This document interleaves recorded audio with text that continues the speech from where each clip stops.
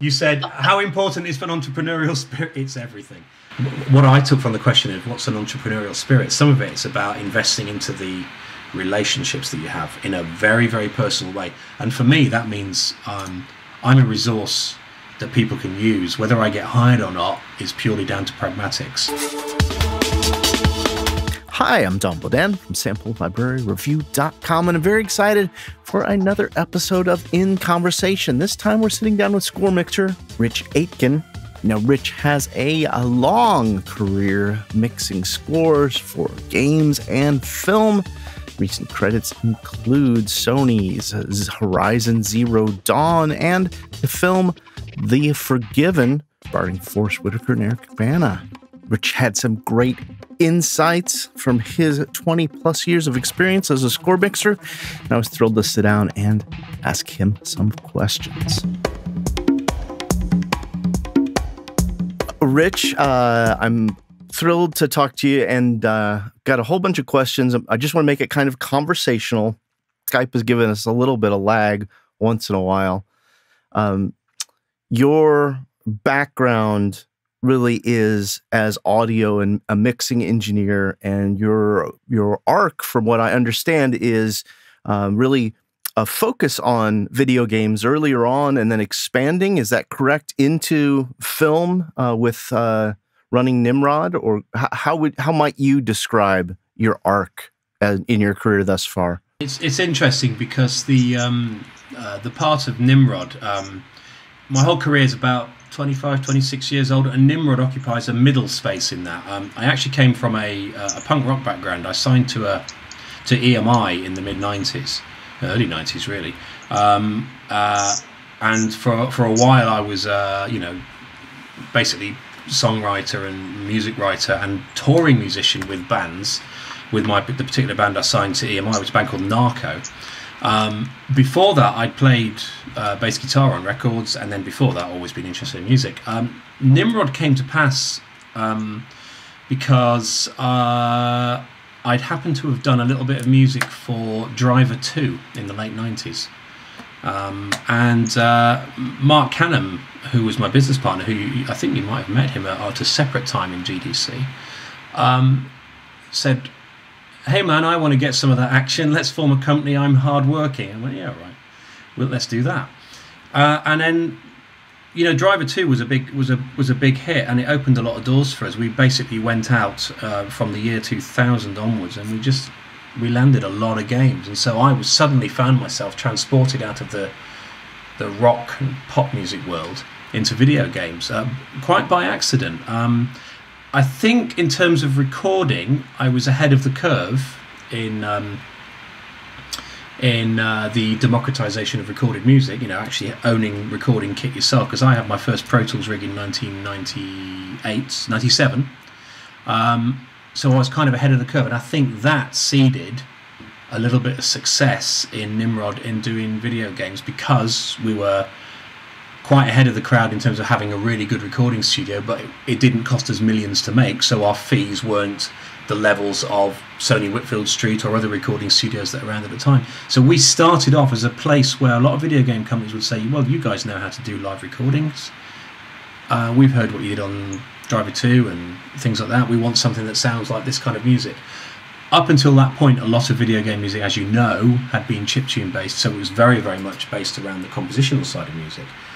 What we managed to ride a wave of was just the front end of when recorded music started to have the same qualities it did in films and TV and in commercial music. And I think that was how we managed to get so embroiled in video games, because we were kind of early onto that scene. We weren't the first, absolutely not. There's definitely people, Richard Jacques was doing the Headhunter soundtrack in Abbey Road around that sort of time as well. So, there were other people doing it, but I think because we owned a studio, that seeded a lot of uptake in video games. It wasn't that I particularly was drawn to doing video games, apart from being naturally a fan. But yeah, we do appear to have started in that video game realm, and now I no longer work with Mark. He's a composer in his own right. I work on my own, and I spend most of my time in films and a little bit of time on a few video games, usually through people I've known for 20 years. So yeah, that reasonably fair to say, but there's about 10 years before it that sort of went into that, I think. Yeah, I think there's a quite often when I talk to professionals in our circles, it's funny how often they were in either a punk rock band, a metal band, or an industrial band of some kind. So it's great to have that spirit of just the love of performing and playing music, and catapulted into some kind of professional aspect. I think there's a reason for that, Don. I think there's actually quite a reason. I think people who are in punk bands, hardcore bands, even some of the more edgy drum and bass acts of the 90s, I think we weren't just interested in the performing, we were all interested in how things were recorded as well. We all grew up as young kids in the late 60s, mid 70s, early 80s. So we saw the explosion of the high-end music. It wasn't just that we were a fan of the Rolling Stones. We saw the Sex Pistols coming out. We saw Fleetwood Mac. We saw Duran Duran, and we wanted to know how those sounds were made. So we formed bands wanting to know how it was recorded, not just we wanted to be rockers. So I think we occupy a bit of a unique space in the generational growth of music producers. It's a little bit more understood now with the mass democratization of being able to buy your Logic and your Pro Tools and have recording kits at home. You don't need to be so exploratory. It's presented to you quite simply. So I think there's a reason we're all in metal and hardcore bands and punk bands and thrash drum and bass bands, is that there's an interest in the alternate and an interest in how things are done. So I think that may have a bit of a hand in that process, that guiding sort of guide. Yeah. Yeah, I kind of think of that time period. I mean, I might be a little bit younger than that, but I think of that time period and seeing when I would go to a studio, and when I learned about using the studio as a production tool, I learned on tape, and within months we never used tape again. We used Pro Tools. And from that, there was an opportunity, because it was the Wild West, so to speak, of creating new timbres and tones. And as you were saying about through the 70s and 80s, the rise of music production technology and synthesis, and I mean a computer being the heart of the studio, which I agree that it's been democratized now to, it's not even, people don't even think about it as anything other than you record in the computer,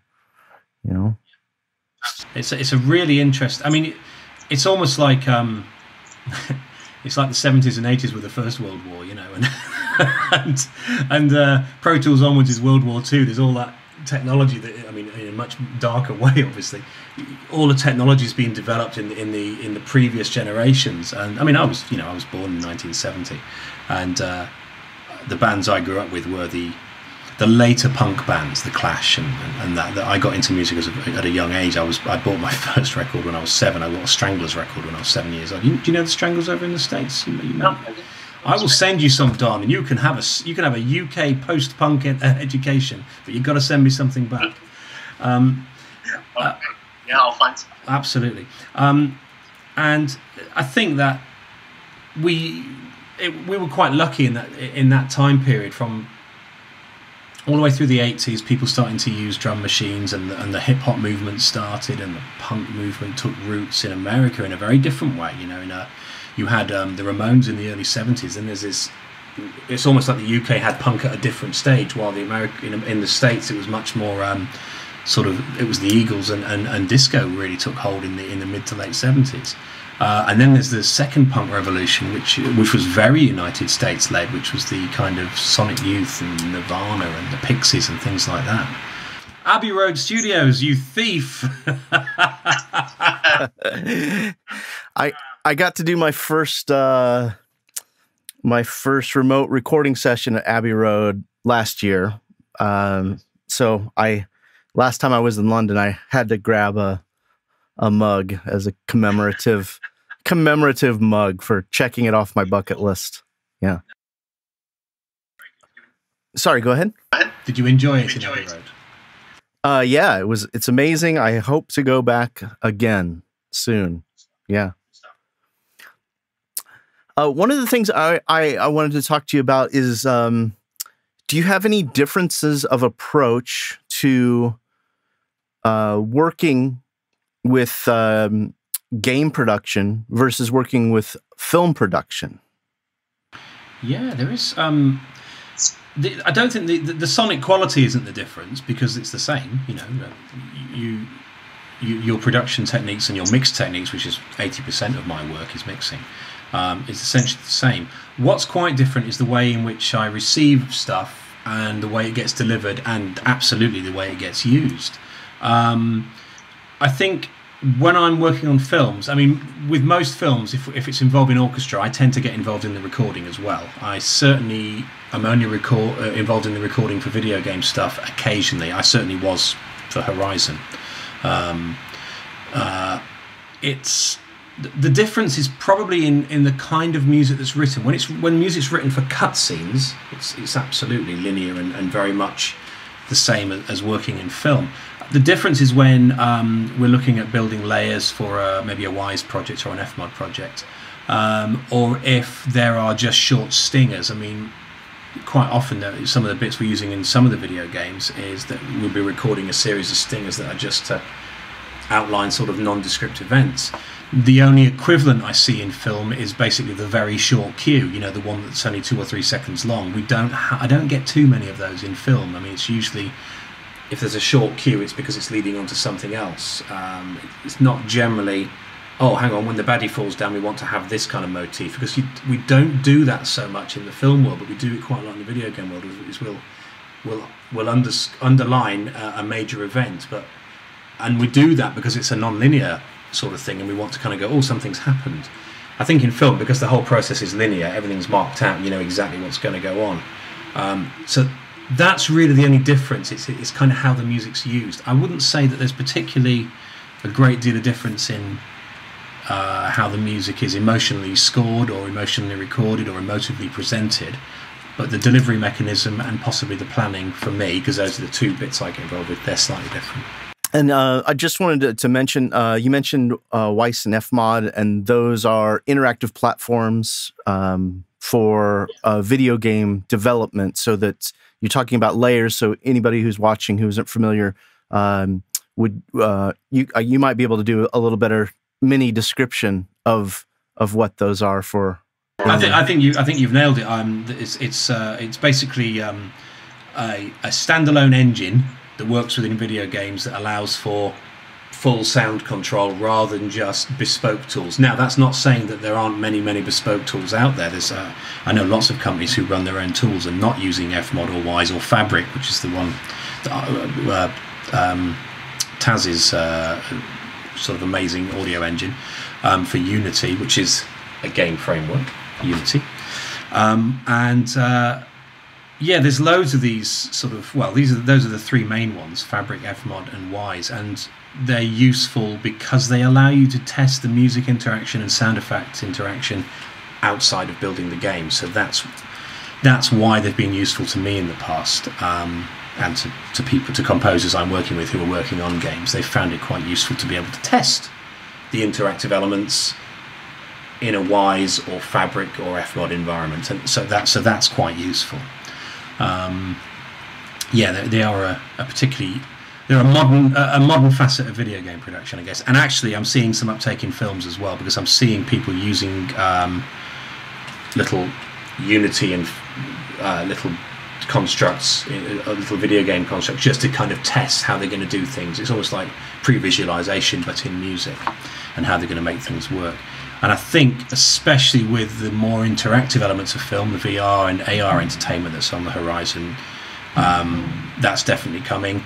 And then when we look at some of the immersive audio presentations, like we've had surround sound for ages, but all the sort of Atmos rigs, the next generation immersive sound, the technology in those is remarkably similar to the technology used in video games. So rather than having a linear mix that's presented, it's an element of objects. So an explosion stays as a unique object and is pushed to a speaker in a particular discrete environment, rather than it being we've mixed the 2-hour film, everything stays as separate audio parts. It's a little bit like rather than it being a 5.1 mix or a 7.1 mix, it's a Pro Tools session where all the sound is going out to different outputs and can be recalculated in real time. And that technology is the crossover so the 3D sort of height-driven Atmos mixing is the crossover from film to video game. I feel there's a technological meshing there that works together, and VR, of course, is basically a video game crossed with a film, isn't it? If you look at a lot of immersive VR entertainment, it's using both technologies, the linear narrative story plus the interactive elements of video games.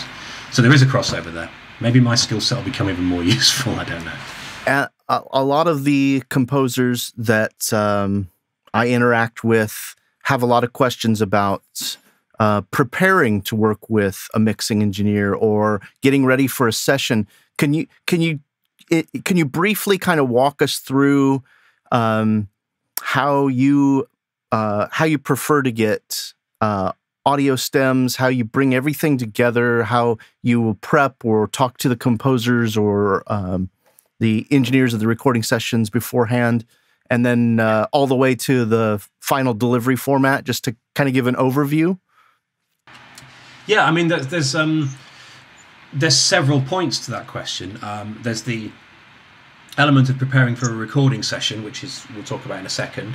There's the how do you deliver your stuff to a person like me, a mixing guy, and then there's how do you deliver from that mix to the re-recording or dub theatre, depending on whether you're British or American. I'm going to start with the middle one, which is the how would you as a composer deliver your work to me or John Rod or someone like me or John for mixing. And the way I like to do that, do you know what? It's actually very, very much based on each composer. There is a sort of sandbox we can all work in, but the way I work is I say, send me your mix, your guide mix. I don't care how bad or brilliant it is. Just send me what you've got right now. Let me listen to it. And listening to those pieces of music tells me a lot about what I'm probably going to expect from the composer. So if it's a big sort of action piece of music with 10 layers of cine samples and 10 layers of Spitfire samples, I kind of know that there's going to be lots of layers of things, and there's an organizational way in which I can come back to the composer and say, right, this is what you need to deliver me. After that, sometimes I'll say, just send me your Logic session or your Cubase session, the whole thing packaged up with all tracks rendered, and I'll have a look at it myself and see how it's all packaged together. Or other times I'll say, just send me your best shot of what you think you should send me, and I'll come back to you and go, you know what, you know this string stem here? Actually, come on, man, let's break that down to these. I need these 15 things separate. So I think it's an interactive and iterative process sometimes. Sometimes people just send me 10 stems, and it's not particularly complicated music, and that's it. Other times they'll send me a full multi-track, so I've got 15 tracks of strings, 15 tracks of brass. I might have, if I'm working with Horace Demand, I'll have 100 tracks of percussion, and there maybe a few tracks of choir or something like that. The discussion between what's real and what's virtual instrument, that's quite important as well, because if it's recorded for real, I pretty much want it unprocessed, because there'll be certain things that I'll know how to deal with. If it's sample based, quite often I can go with processed, because there's a particular sonic signature that the composer might have put onto those samples that can be useful. But it's an iterative process. Generally it's like, throw it at me and I'll tell you if I need something more. That's not a bad way to sort of encapsulate it in a single sentence. The whole process, the whole mixing process, I've always called it, it's a collaborative process between a composer and a mixer. I am not mixing something for somebody, I am mixing something with somebody. I am mixing with Don Bodin. And it's the reason being is you kind of know what it should be like. I might bring something new to the party, but it'll only be because the composer has inspired that. They might go, I want it to be like this, but I want more height in the strings, or I want this to be more distant, or actually this needs to sound a bit more ethereal, and I'll put a view on it. Now that view will either get accepted or rejected, or there'll be some compromise, but it is an iterative process. I'll send mixes back and some people go, you know what, that's not right at all, and I'll go, okay, well, what's not right about it? And we'll go, and I'll do a second mix maybe. Or sometimes it's just, you've nailed it, but the percussion's a bit too present. Can we tame it down a little bit? Or it's not big enough. Can we make it bigger? So mixing is that. Just throw it at me, and then we'll figure it out as we go. I think it's very hard to have a general framework for everyone to deliver, but a good start point is send me your mix. That's a good start point. And then I can, and not a tarted up mix. It can be wrong. It doesn't matter. Just, I've done everything and it's a complete mess. Just render it out. I'll be able to see what's in there. Sometimes, I feel like I'm talking endlessly. Please interject if you wish to. Sometimes a mix will come to something will come to me, and I'll be able to hear the compromises under which the composer may be working. For example, it might be working in a very small room, or a room that's not got great acoustic treatment, and I'll be able to hear that because certain instruments will pop out in a certain way, which they won't be doing in her or his environment. And that is actually quite helpful, because then it's quite a nice thing to be able to go back to someone and say, right, I can hear what's going on here, but this and this are coming through very, very loud. I'll caveat that by saying my room is exceptionally well balanced. It's essentially a very small cinema. That's where I mix. So I'm quite confident in how that will translate into a theatrical use, or even sort of high-end TV use, and somewhat video games as well. The other side of the process, which is the delivery of that mix, which is the third process I talked about, is that's very much dependent on usage. If it's a film, 9 times out of 10 they'll just go with my surround mix. Every now and again they'll want a specific stem breakdown, so there might be some really big boom hits somewhere, and I'll know that they're probably going to want those, so I'll stem those out separately. All stems time coded so that they drop into exactly the right place in the film. And then other times the music's really complicated, like for a big action sequence, and so I'll stem things out quite deep. I will stem out deep percussion, standard percussion, loop ticky percussion, strings, lead strings, brass, lead brass, woodwind, synth effects, synth pads, mad special effects, lead guitar, choir, and the stems can get very deep under certain circumstances.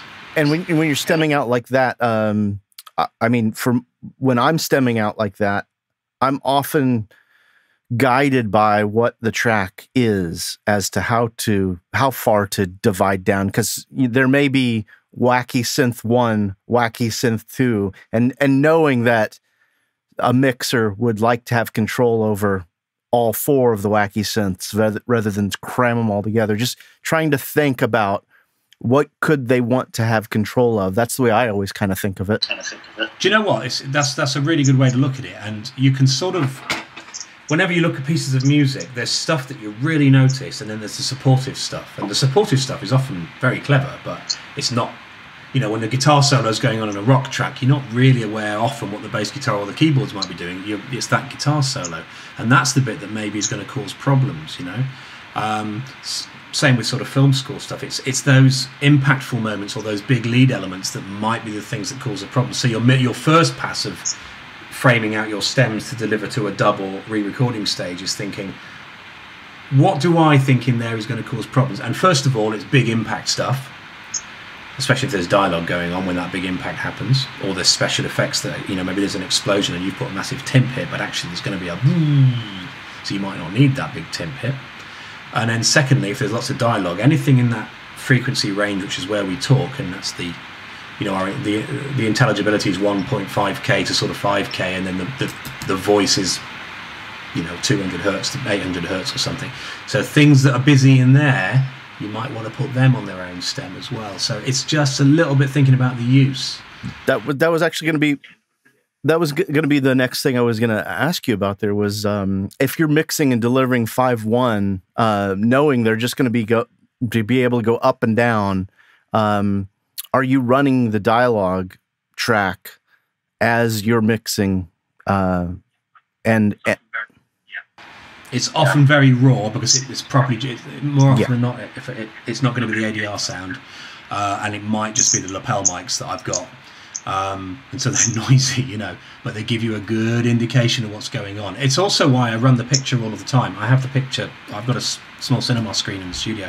I have the picture running all of the time, just so I can look at it, and it's, if this, even if I haven't got the sound, but I'm seeing lots of this going on, it's like, well, you know, maybe we shouldn't have that big screeching saxophone here. Maybe that needs to be sort of placed so that it feels a bit backgroundy, or at least on its own stem.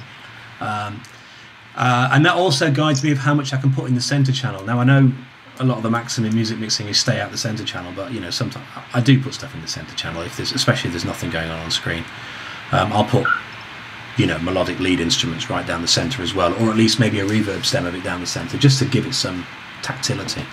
But watching the film is quite, I think it's integral, especially to mixing. It's as integral to mixing as it is to the composition process. It's quite hard to compose without a picture, which is why I think video game composing is so darn hard, because you'd often just give them stills, or there might not be any gameplay for you to look at, or the cutscene might be just will have no context. It might just be stick figures or you know, just storyboard elements. It's like, I mean, actually that'll be akin to trying to write music to a storyboard, and that's pretty hard.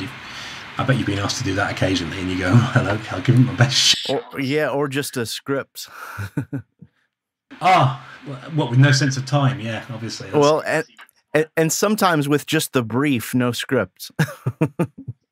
I hear that Hans Zimmer had that with Interstellar. I read a couple of interviews with him, and he was saying that he was writing music that was of a timbre. I mean, I must say he did a bloody good job. It's one of my favourite scores, Interstellar. It's lovely. And that whole process of you're sort of writing a feeling then, aren't you? You're not necessarily writing a narrative. And sometimes I think it depends on what you're doing. You could be working to develop character themes and textures and ideas, and other times, which I think is probably more underused, which is probably world building. You could be actually adding dimensions and context to the film or television's world, rather than just thinking of it as a melodic theme or a hook of some point to go with a character. Yeah, that's a really interesting point, isn't it? Because apparently, I mean, one of the things that Hitchcock used to do was have pieces of, you know, little bits of music that would influence how a scene might play out. I guess because he's thinking of the finished thing, trying to get the visualization, including those sonic elements, what that entire project's going to be. I mean, that's the same as prototyping sometimes. Yeah, so often it feels to me, and I'd be interested in your opinion on this, it feels to me that filmmaking, especially bigger budget filmmaking, is locked into a tunnel view in which they think they need to make it sound like a film that they know it already sounds like, that's been done.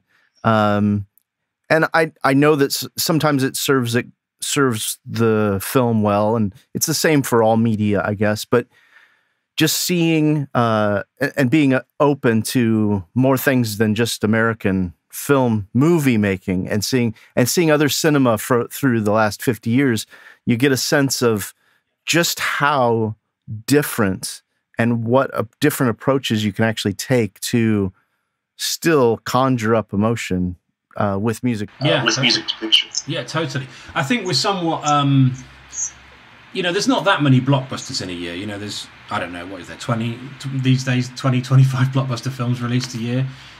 They don't make up the majority of movies that are out there from any nation, really.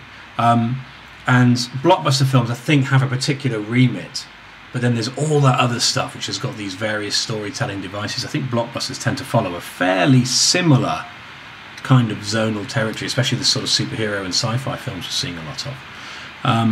But then the character-driven films that, you know, you obviously, or the character-driven TV series. I mean, Amazon and Netflix are sponsoring some fantastic TV series at the moment, probably more than the terrestrial channels ever did. They seem to be really pushing the artistic boundaries, which is a different question to, are they paying people enough money? But that's another question. And there's some wonderful stuff out there, and pushing different narrative edges and using different kinds of music. There's a guy called Blair Mowat who did a series called Happy, and his use of music in that is fantastic. Actually, it's really interesting to hear Lorne Balfe on Genius with the Einstein series. Yes. Music in that is not something I've often heard Lorne do, and I think because it's multi-part, he's given the ability to go, I'm using themes over essentially a 10-12 hour film, rather than the 120-minute sort of film blockbuster kind of process. So yeah, you get a different aspect then from the TV sort of long format series as well. Yes, yeah. Let's see. I was going to ask you a little bit about working with. Is it Horace Demand? Is that how you? Horace Demand? Yes. Joris, yes. Yes. I've worked with Joris. So, and most recently, you've worked on the Horizon Zero Dawn score, which won Best Original Game recently at the. Yeah, I believe it's up for a BAFTA for Best Score as well. So I'm pretty pleased for the team with that one. So. Yeah, that's fantastic. It is, yeah. I've worked a lot with Joris over the years, actually. My first experience working with Joris was on Killzone 2, which is pushing 10 years ago now, and I've actually done a lot of stuff with Joris over the years. I'm more often than not, I do a lot of recording with him, so I'm in studios with him quite a lot. And yeah, I've worked on a lot of gigs with Joris. He's an interesting character. He's like no one else I ever worked with. He's got the most in-depth mind of anyone I ever worked with. He's got such a sense of detail of what he wants to do with music, and he's quite prescriptive with how he thinks a mix should work, and he's usually right as well. He's a hell of a mix guy himself, actually, but quite rightly he prefers to react to someone else doing stuff rather than go, is it right? And one of the advantages of hiring a third-party mixer is you get to become the critic as the composer, and it's much easier to criticize someone else's work than your own. It's one of the reasons I stopped writing, actually, because I didn't know how to mix my own work. So I thought, well, I love mixing a little bit more than writing, so maybe I should just mix other people's stuff. Because I can say to them, well, did you really want to do that? Is that useful to you? And then it becomes a bit of a, the idea of the conversation in a team. I love that idea in music, that it is a conversation. It's very hard to have one on your own, Yeah, I think that's an often overlooked part of the advantages of a team. I often hear the phrase that you could get another set of ears if you hire a mixing engineer, and I grew up around mastering and mixing engineers, and I know, from years of experience, just how valuable that specialized training and working with someone who really listens for a living, and then the conversation that the topic you just mentioned about the collaboration, that's something that I think is often overlooked when it's brought up, and on the surface at least. Well, you don't often have the luxury of a music producer in anything but films with good budget. It's not like making rock records where usually there's a producer in charge of it. So having a mixer is sometimes the nearest thing you get to having a music producer. Of course, you've got your film producer and you've got your director and you've got your game producers. I understand that, and they're very good at making judgment calls on things. What's unique about a music producer is they've got the same lexicography as you as a composer. And from times as when I was working with mixers as a performer in the 90s, it's very useful to work with someone who thinks the same as you. And I think with Joris, he might phone you up and say, "What? Richard? No, he's a lunatic. He makes me do things, But I think Joris gets from me this sense of someone who can talk back to him and go, is that what you want to do? And he'll go, well, I don't know. Do I want to do that? Have I conveyed it correctly? So he quite enjoys the friendly argument, which I think really, really works fantastically. I get the same with Mark Cannon, my old business partner as well. You remember Mark? And he has the friendly argument. By friendly argument, I don't mean you're at each other's throats. There just is a debate, and you got to either justify or drop something. and it's a nice way to work things. It's like, yeah, do you really think that's right? You know?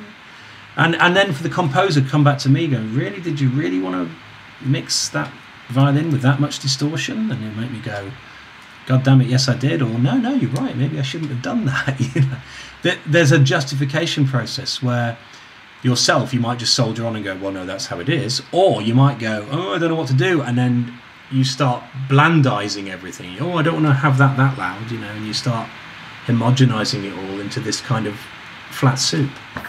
Yes, yeah, which is never beneficial when the more I work on music, the more I'm divorced from thinking about chords or anything about music theory in any way, and I purely think about lines and motifs moving around and how they interact with each other, regardless of how abstract or synthy or they might be. And that I can fall prey to that often, which is when you're speaking about mixing your own stuff, and if you don't want everything to be too loud, all of a sudden nothing is prominent, nothing leads the listener anywhere. Yeah, and the shape of a mix is sometimes to do with those things that are kind of quirky and a bit out there. And that's the luxury of getting the first listen. As a composer, you never get the first listen, because you've actually you never get to see a painting fully finished. You've put every single brushstroke into there. I get to have a first listen. And that's quite nice, you know. I do have a couple of clients who they don't hire me to mix. They just say, "Can you tell me what to do?" And that's cool as well, you know. Yeah, having sorry, I was going to say, yeah, having a relationship with someone with your ears and talents to bounce ideas off of and look to as that, can you wear the hat of a music producer for me for 2 hours? Yeah. I mean, I get quite a lot of stuff sent by people saying, look, I can't afford to hire you, I could do with a bit of advice. And I'm a big believer in the community, you know. I've got quite a sort of view of, we kind of work together sometimes. I know we've got to make a living, I understand that, but these are your peers, and if they need a bit of a pointer, there's no harm in you doing that. I'm a big believer in responding to people's requests, even if it's just, look, I need to get this done, blah blah blah. And sometimes that will turn into work, and sometimes it won't. It's never my motivation, really. Sometimes it's just I'm a lover of music. I genuinely want to respond to a request for, what do you think about my music? And I'm also a bit of a glass half full kind of guy. One of my biggest faults is I tend to look for the good in every piece of music, which might even be some terrible music. I do try and go with, where's the good in this? What's the meat? Well, you know, as a mixing engineer, bringing the good out, and, you know, accentuating the positive, eliminating the negative is what makes a great mix work. Hope so. At least makes me a good mirror, I hope, or a good commentator. That might be the very minimum of what I would hope I deliver. I've never worked on anything that I found so hard to work on. I thought, this is ridiculous. I've always kind of gone, God, this bit. There's always something in there that's really worth doing, you know. Or even if it's maybe it's something that's really underwritten, and you think, like, you know what, anyone could have written this, but the point is they did write it, so it has value in the fact that it was done, you know. I used a classic example in a couple of discussions a few months ago on a music event in London, and we were talking about how originality is, you know, it's harder and harder to find in music, and I said, well, is that always important? Surely it's the representation of ideas in the context that they're used for that's important. And the example I used was the song Lust for Life by Iggy Pop and Jet, Are You Gonna Be My Girl? They're essentially pretty much the same tune, but the context is 35 years apart, the mix is different as well, and the kind of band and the kind of approach is different. So they both have relevance, you know. It's not necessarily about everything being original all of the time. Sometimes it's about reworking in a context. And I'm not saying go copy other people's tunes, but I am saying that it's equally important to contextualize something that might not have every single component in it as being a massively original piece of work, but its context could be very original.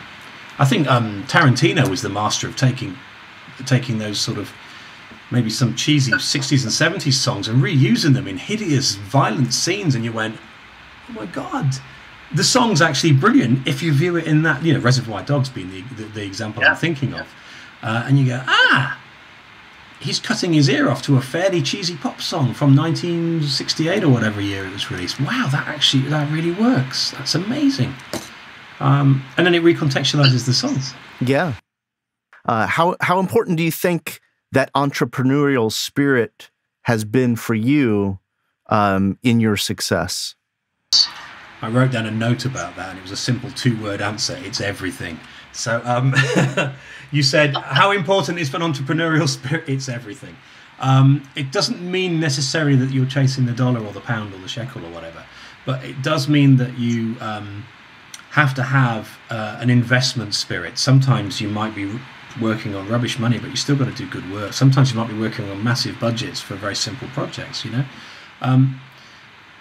So, you know, as a freelancer, which 99% of us are in the production, mixing and composition and performance sectors of the business, an element of being an entrepreneur is what we are every day. And I think sometimes people say, I do get sometimes questions from very new composers going, I've really got all the chops, why can't, you know, I'm not getting any jobs. It's like, dude, it's not just about that. That's a given that you've got a musical talent, okay? You need to be, that's your core tenet basic, is have an ability to be a musician, a writer, a composer, a mixer, a performer. That's your basic thing. How you communicate and interact with people is important. And actually, I think any entrepreneur is only an entrepreneur because they're able to communicate ideas with people, and they're not just bringing money to something. They're making decisions based on personalities as well. So it's what I took from the question of what's an entrepreneurial spirit. Some of it's about investing into the relationships that you have in a very, very personal way. And for me, that means I'm a resource that people can use. Whether I get hired or not is purely down to pragmatics. Is there budget to hire me? If there's not budget to hire me, you can still ask. You know, I mean, I still do respond, and as anyone should. There are certain things you can't go beyond. I can't put 6 weeks into a set of mixes for no money. But I can certainly, under the right circumstances, and for people who invest into the relationship with me, I will definitely respond to people who go, I've got a bit of music here that I don't know what I'm doing with it, and it keeps getting rejected by this director, what's going on? And I might have something to say that may or may not be of value to them. So that's an entrepreneurial investment into the social aspects of the industry, and I think that's the biggest part of the business. I think getting money out of things, that's secondary to the actual investment of people. I've always thought of it not so much as the definition of entrepreneur as it's regarded to finance, but more as the definition of entrepreneur as it's regards in connecting and serving in a way that's useful, that I can pay my rent. And that was all I ever thought about it in that way. You know, I never quite think about it as I want to build an app and make $1 billion. It was Do you know, I don't necessarily think that all the people who have made $1 billion actually, I'm sure there's a couple out there who thought that on day one, I want to make $1 billion. I actually think most of them thought, I want to do this really cool thing. And then some of them have happened to have made $1 billion, and others who've had equally cool ideas have, you know, fallen by the wayside. Which actually leads me to another question that I had sent for you to look over. How much of your success do you feel is luck versus talent versus hard work? I thought that was a brilliant question. I'm not horrendously successful, nor am I unsuccessful. I'm still doing it 26 years later, so I must have done something right. I think in the same way as we say there's a bottom line of ability you've got to have, I think hard work is a given. I think anyone who does anything, especially in the freelance sector, you have to work hard. Some people work naturally harder than others because they're just able to be more efficient workers. But everyone puts the same amount of emotional hardness. That's a very weird phrase to use. Emotional investment into stuff. How much do I attribute to luck versus talent and hard work? I don't put nearly any of it down to talent. I think there are many, many people who are much better at what I do who have no luck because and I'll expand on that in a minute, because they've not known how to react to luck. Everybody, in some way or other, will get luck because things just happen and you have to react to it. It may be the tiniest bit of luck in the world. It's how you react to those opportunities and bits of luck that really, really matter. And how you grasp on opportunities that on the face of it might seem like nothing, or do you go only going where the money is? If you only go where the money is, you're going to miss out on things where people haven't got funding, but they may well become the next Steven Spielberg or whatever, you know. You have to find your own path. You've also got to know when to jump off the railroad car when it's going too fast, if it's not going in the right direction. So it's a lot of luck, but it's knowing how to react to the luck and not just relying on one bit of luck, and doing things that mean luck might come your way. I mean, I'm not the most successful guy in the world, but I'm very, very happy in my career. I like what I do, and I've done lots of diverse things over the years, and now at the moment I'm predominantly 80% of the time I'm mixing film music, bit of TV music, and a couple of games, usually from people I've worked with before. You know, the Sony crew seem to come back to me quite a few times. And the luck there, for example, is I did a small video game years ago with Sony, and they liked what I did, and asked me to do something else. And so one of the big things that happened years and years ago was someone had a problem with an orchestral recording, and they had about 3 weeks to get it sorted out. And the guy, I'm going to keep this one nameless because it sort of spills some beans that it shouldn't. They needed this one sorting out, so they phoned me up and said, "We've got a real problem. We've got all this stuff. We're going to disc." This is when all games were on discs and not downloads, so there isn't a way of moving things around. They've got to go and press these discs, and we haven't got this done. And what we've got is appalling. What can you do? And my response was not, "Well, it's going to cost a lot of money." My response was, "I'll solve it for you. Send me everything, and I'll give you a plan by 5 p.m. I did that, gave them a plan, and they went, "How much money do you need to do it?" And so I just came up with a figure that I knew would cover it. I actually came in about 5% under that budget, so I gave them some money back, which was another good move. And that was a piece of luck that came away, and I reacted to it, and in a manner which worked for them. That would have only happened because earlier on in my career, the same team had asked me to do something that was ridiculously stupid, but I'd not said no. I'd given it a go, and it had failed. And I said, "I warn you, this might fail," and it failed, and it didn't do particularly well. But they sort of had a handle that I wasn't messing them around, and so they went, "Yeah, that hasn't worked. Here's your money. That's fine." So although that's kind of big luck, because that's a phone call for a multi-million-dollar project falling onto my lap, every time something like that comes on, you've got to respond to it. From having a little interview in a little magazine, you've got to know how to talk to those sort of responses. I did a couple of interviews for Develop very early in my career. The British video game trade magazine, Develop. You heard of that? Okay. I did a couple. No, well, they asked me to comment on something in there, and then they said, "Oh, would you come and speak at the show?" and all that kind of stuff. GDC, where I met you, was luck. Mark was asked to come out to do that. This is about Far Cry 2, if you remember. And in 2008, I think it was, or 2009, I'm not sure.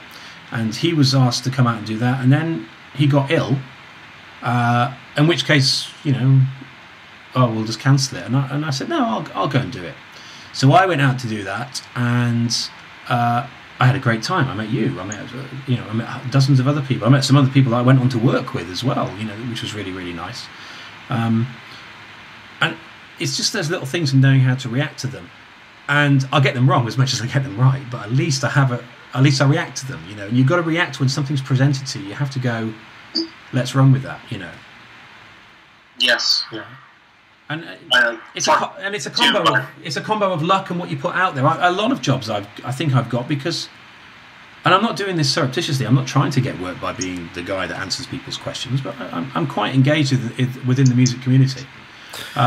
Well, that almost goes back to what I was talking about entrepreneurial spirit definition in a way is like, how can you best serve those you get the opportunity to work with? And, you're directly saying, I answer everything I can, Yeah, absolutely. I mean, there's sometimes you just can't do it. You haven't got the hours in the day. But even then I'll try and get a comment back to it, I get a lot of emails from, because I have a section on my website that says, look, if you've got anything interesting to say, please send it and I'll get back to you. And I get a lot of emails from people going, oh, I'm a music songwriter from Aberdeen or something. I've got this, that, and the other, blah, blah, blah. I'm trying to get into video games. What can you help me? And it's like, and often I can't because I'm not the decision maker. But I do tend to go back to people going, thanks very much. I had a 10-second listen to your music. The first 10 seconds didn't particularly grab me, or did grab me, or it was amazing, blah, blah, blah. And try and give them one comment back. 9 times out of 10, I'll get another email back from them saying, thanks, man, that's really, really helpful, or thanks for taking the time, or no problem. 1 time out of 10, I'll get abuse. Speaking of interacting with up-and-coming composers and whatnot, I know one question I am asked quite often is a ridiculously open-ended question from composers asking me about advice for mixing on their own in the DAW with virtual instruments. Do you have any rules of thumb that you go by, or anything that you might be able to help out in that conversation? Yeah, I mean, let's push aside my most obvious comment, and I'm bound to say this because I'm a mixer, is don't do it. But sometimes you have to. The budgets dictate. The one thing I say, I've spent 26 years mixing. It's a honed skill set. There are people better than me. There are people worse than me. There are people different to me. There are some people who mix exactly the same way as me. My skill set is a viewpoint. If you're a composer trying to mix your own work, you've got to get into an environment where you can hear it. Apart from the skills of going this frequency, that frequency, there are a few basic points you can get right. 1, sort your room out. No matter how good you think your room is, sort it out. Get a professional to sort it out. The biggest thing you can do is not buy a load of EQ units or amazing speakers. It's get a room that is at least moderately trustable in everything down to about 100 hertz. The really low stuff, if you're not writing for cinema, really, the really low stuff isn't so important. It is important because it's your guts. But if your music's going on TV or on video game or on iPod or something, or online on a laptop game or a TV series on Amazon, whilst it's important artistically, presentation-wise, it's probably not that important. It is important in a nightclub with dance music, and it is important in the cinema because those systems they will reproduce what my studio does, the 30 hertz and the 25 hertz and the 40 hertz. All that low stuff will come through.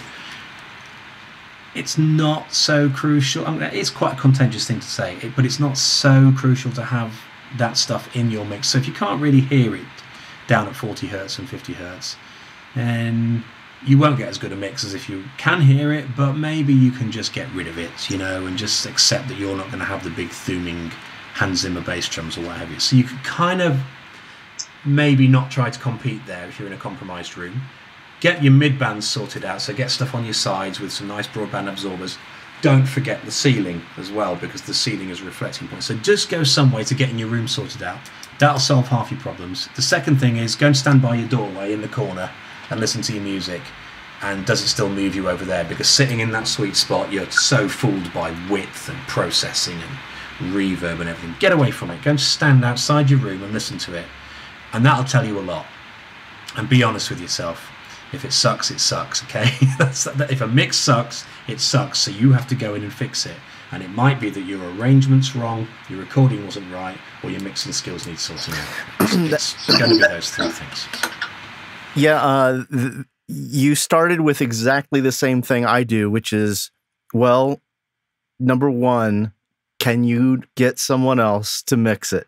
you don't have the experience to compete with someone who's been doing this for 20 years, unless that's been part of your wheelhouse of skills, unless you've been engineering prior to.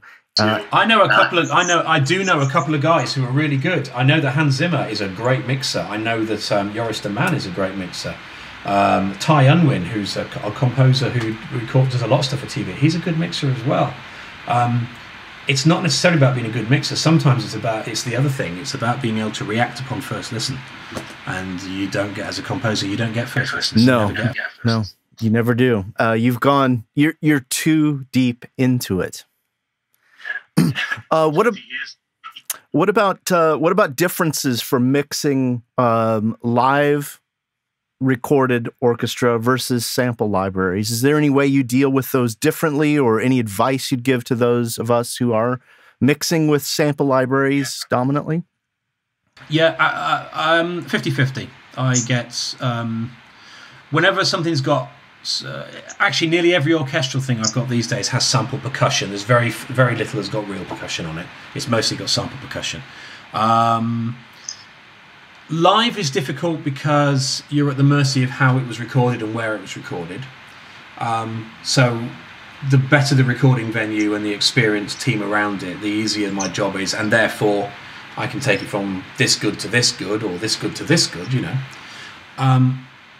But some live recordings are recorded in composer studios with the same acoustic anomalies that maybe their room has for mixing, so it might have a 160 hertz hole in it, and that's evident in the recording. So it's harder from that perspective. It's easier because the articulations in performing live music with good players is absolutely completely different to using samples. It's another world. Samples is, on the face of it, easier because some of it's pre-packaged and ready to go. It sort of sounds right out of the box, but that's also its biggest enemy because it means everything sounds the same. It's difficult to make it fit your sonic picture. If you've used a Cine Samples library and you're wanting it to sound like Inception or something, there's a particular sonic picture that things have that other things might not have. When you're designing a live recording, you're designing the end product from the beginning, so Hans will be, I want this big string section, and he'll be thinking, well, I think it's the sound of Air, to be honest with you, it's that kind of thing, Air Studios. And his mixer, Alan Meyerson, or whoever's working on it, will have a particular view and mindset on how they're going to approach the overall thing. That's predefined with sample libraries because you don't get a hand in how it's recorded. So it becomes difficult because that kind of paints you into a corner, and it might be that the samples have this big bombastic sound, but really it was a different kind of texture you wanted, or something a little bit, the difference between there's two really great recordings of Simon Rattle doing The Planets, one with the Berlin Philharmonic in the Teldex studio in Berlin, and the same thing done in St George's, I think, in the UK, and same music, sound completely different. One's got a very guttural and deep sound, the Berlin Phil in Teldex, and the other one has a very bright, forward, sort of reverberant sound, the St George's recording. And even that tiny difference, because they're just live recordings in two recording environments, that has created two different texture elements. My heart prefers the Berlin Phil recording, not because they're a better orchestra, but there's just something about it which works for me. And you don't get to make that choice with samples somewhat, because you are sort of locked into, this is the sound of that sample. And that's one thing I do talk to other composers about in our, I have a group that's kind of like workshops. I just, and I talk about, choosing your sample sets based, if you're limited to samples, then you need to educate yourself on the sound of those rooms and what those players, how they were recorded, so that you can say, okay, well, I kind of need something like that Air sound, so I would go with Spitfire. Or, I kind of like this specific, sound of these strings, and there's another studio, Cine Samples has some great strings recorded. I think they're in I think it's recorded in the Warner Brothers studio, perhaps. Yes, I get your point there.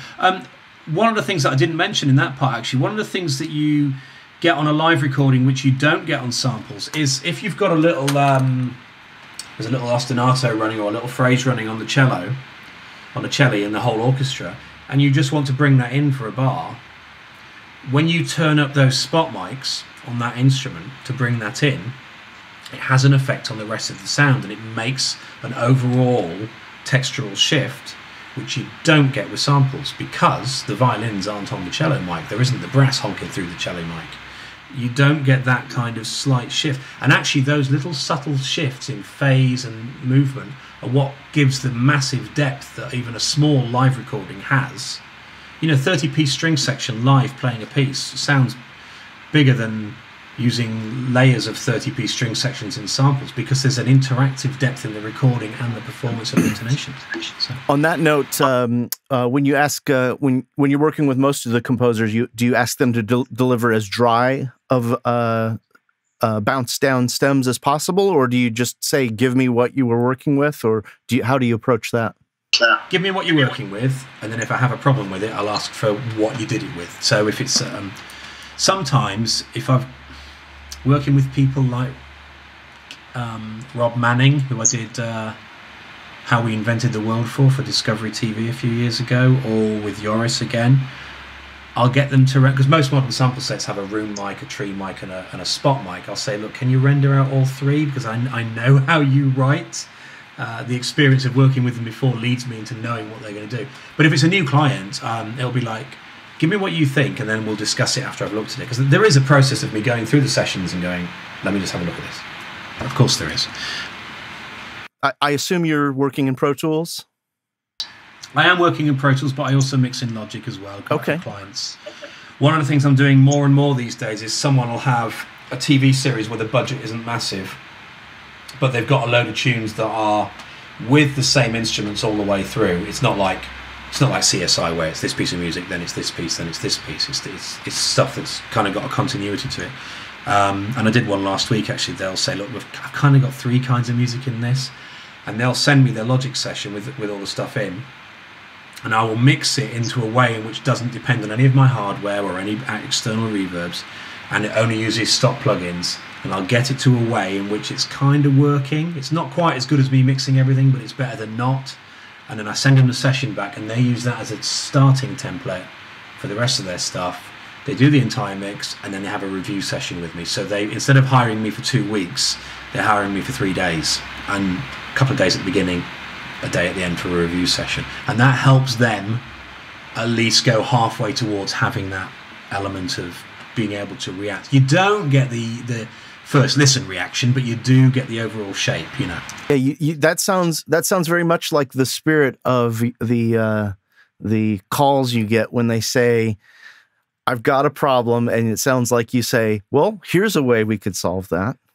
Yeah, it is. It's one of those little hybrid solutions where there is, we can't do 3 weeks on this because you haven't got the money. That's their entire composition budget for some of the smaller gigs, But repurposing stuff through and just going, let's put a framework in place, and I'll help you I'll hold your hand through the mix yourself, and I'll give you a good framework to start with.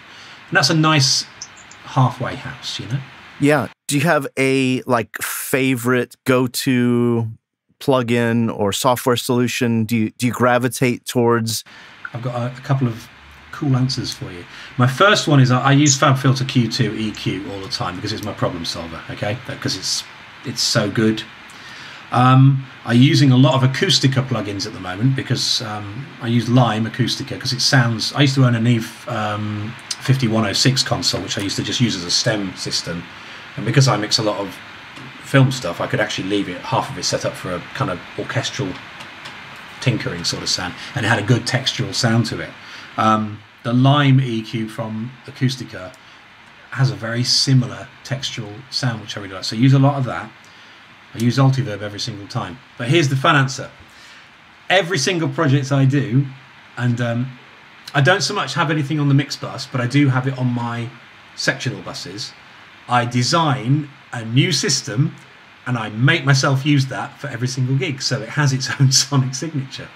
So I just recently, last week, I did a gig and I was mixing, and I used the UAD Thermionic Culture Vulture, I think it is, the valve distortion unit, set to 0, but it just had a timbral shift, and I put it across everything, and then I would fight against it to make it sound different, because that's how all those great scores before all this technology that could do everything worked. It was half a battle within the environment that you had.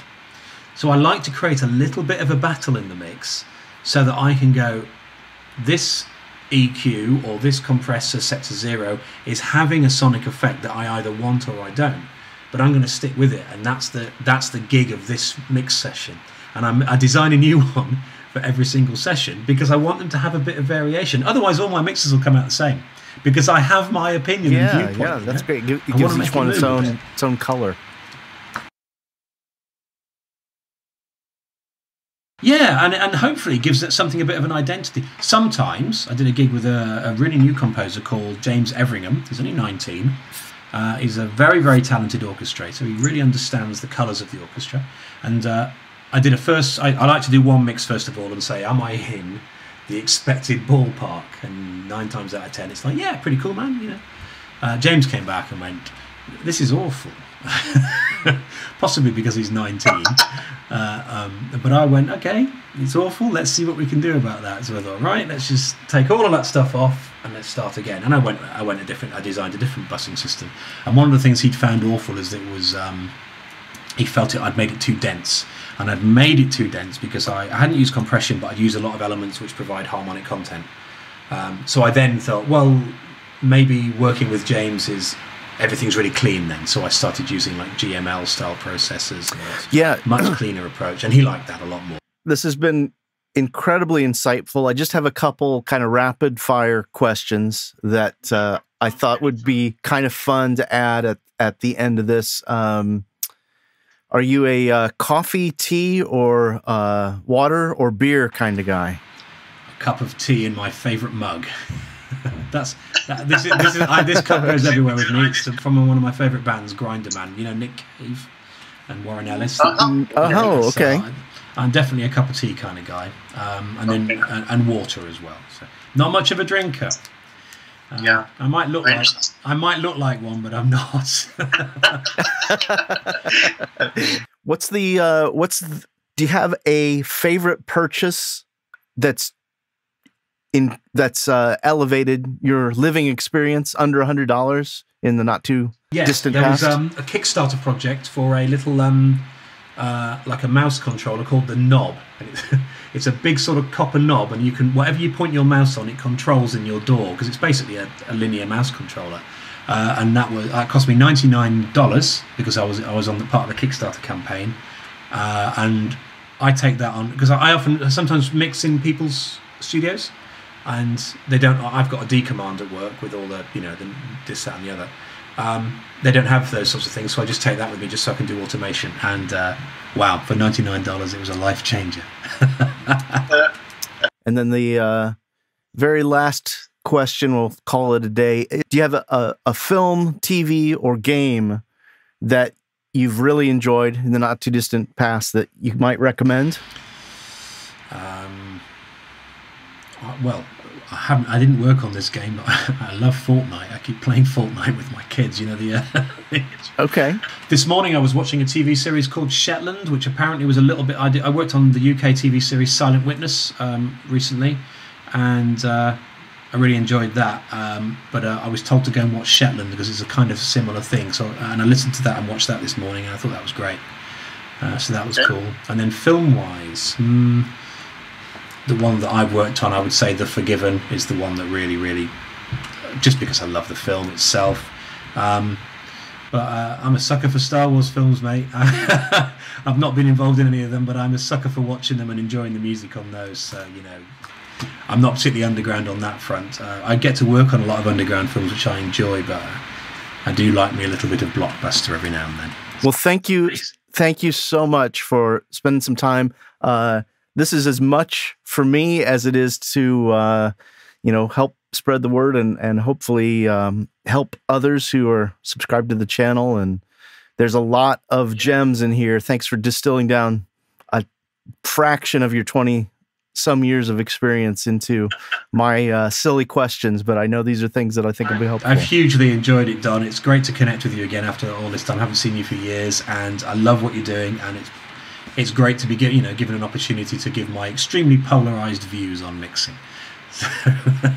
Well, yes. Well, I'm grateful for your time. So thank you very much.